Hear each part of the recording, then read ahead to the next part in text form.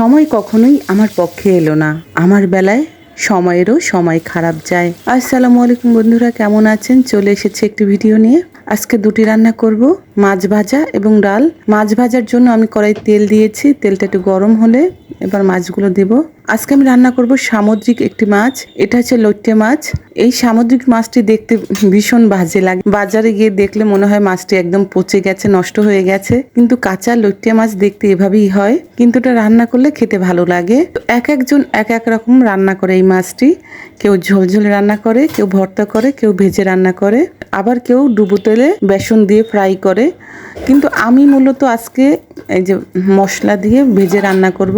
আমার বাসায় মাছ ভাজাটাই বেশি পছন্দ করে, বিশেষ করে আপনাদের ভাইয়া এই মাছটা ভীষণ পছন্দ করে। এই মাছটা মূলত বর্ষাকালেই পাওয়া যায়, আর যেহেতু আমাদের এখানে সমুদ্র খুব কাছে আমাদের এখান থেকে, যার জন্য এটা আমরা খেতে পাচ্ছি।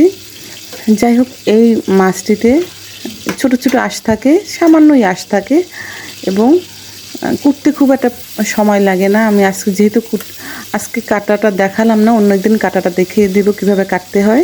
এখানে মশলাটা মাখিয়েছি আমি পেঁয়াজ বাটা, রসুন বাটা, জিরা বাটা, জিরার গুঁড়া, ধনিয়ার গুঁড়া এবং সামান্য পরিমাণ আদা দিয়েছি, পরিমাণ মতো লবণ দিয়েছি, 1 চামচ লেবুর রস দিয়েছি, কিছুটা চালের গুঁড়া দিয়েছি। এই চালের গুঁড়োটা দেওয়ার কারণে এটা একটু মুচমুচে হবে।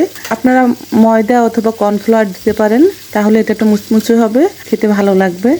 এই মাছটা খুবই নরম, লেগে যায়, অনেকে উল্টাতে পারে না। আজকে আমারও খুব তাড়াহুড়ো ছিল, তাড়াহুড়ো করে উল্টাতে যে আমারও বেশ কিছু মাছ ভেঙে গিয়েছে।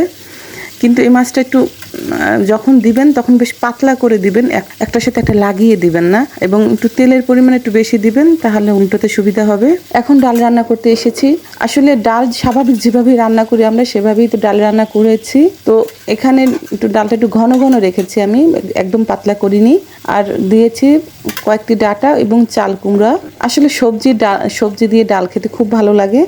তো আমি মাঝে মাঝে দেখা যায় টুকটাক সবজি থাকলে সেগুলো দিয়ে ডাল রান্না করি, খেতে ভালোই লাগে। নামানোর আগে একটু জিরা এবং একটু রসুন, পেঁয়াজ এবং জিরা দিয়ে ফোড়ন দিলে খেতে খুব ভালো লাগে। ডালের ভিতর আমি বোম্বাই মরিচ দিয়েছিলাম, যেটাকে বলে নাগা মরিচ, যার জন্য খেতে একটু ভালো লেগেছিল। তো আপনাদের ভাইয়া প্রথমে ডালটা খেতে চাচ্ছিল না, সে বলছে চাল কুমড়া দিয়ে আবার ডাল রান্না করে কেউ। আমি বললাম খেয়ে দেখো, খুব ভালো হয়েছে।